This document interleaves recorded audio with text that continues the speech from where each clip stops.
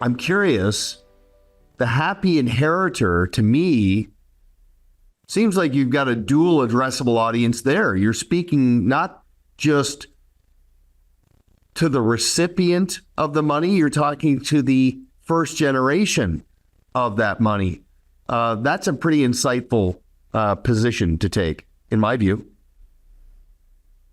Yeah, there's a reason why it took me 10 years to write this book. It is a very, very delicate subject. There are a lot of people with significant wealth that are very concerned about what it will do to the recipient. They're worried about damaging their children. They wrap the subject in silence. They often take their concerns and worry to their grave. So we know that many estate plans are being revealed at the reading of the will. If there is one, there's a 50% chance, even with wealthy people, that there's no documents. It's crazy.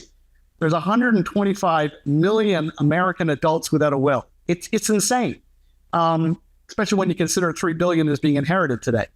So a lot of these people are taking these secrets to the grave, and it's causing incredible turmoil inside families. So what I've been really trying to do is build this, oh my gosh, flip the narrative and say there's huge upside for the person who is disclosing. And that upside is that family members, sure, they're learning what they may be inheriting, but it is a conversation that leads into another conversation about late in life care. There is reciprocity in most families when they actually agree to actually have a family meeting with their trusted advisors present. The rising generation are learning what is there and what's moving and when it's moving and how that wealth is moving. And the reciprocity is the most elderly generation is learning about and explaining what they want, what their hopes and what their fears are about aging. Where do they want to age? Do they want to age in place? Do they want to move to a smaller home? These are the kind of practical conversations that are taking place in family meetings with advisors present. Why is this good for the advisor? We know that 80% of inherited wealth hacks up and moves to a new advisor. I can think of no other business where you work hard to forge deep, trusting relationships over the course of decades, only to watch your client die and whoosh, gone. I don't get it. Especially when the remedy is so simple. This idea of a family meeting and offering to work with the rising generation to teach them how to invest, to teach them how to save.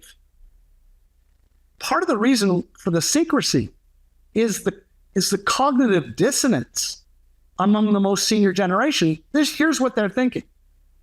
I love my children, but if I tell them what they're going to get, they will become weak and lazy. I love my children. I worry about my children. Two competing values in opposition. That's cognitive dissonance. And so the result is nothing.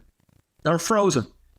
What the family meeting does is help resolve that cognitive dissonance by introducing your trusted advisor to your children and start to flow living gifts in real time now, not when you're dead, but now, small amounts. Coach it, manage it, help it, resource it. That is where the fear of inherited wealth recedes. It's a beautiful idea. It's a tricky subject, but it is, I've presented inside hundreds of family meetings. To watch a family overcome this fear of what wealth will do to the next generation is something to behold.